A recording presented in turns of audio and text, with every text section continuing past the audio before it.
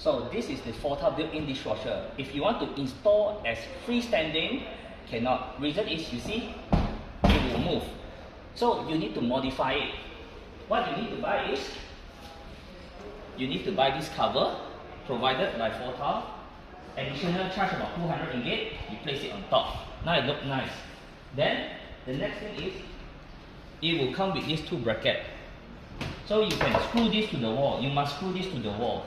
So once screwing this to the wall, you can open your dishwasher door. It will not shake.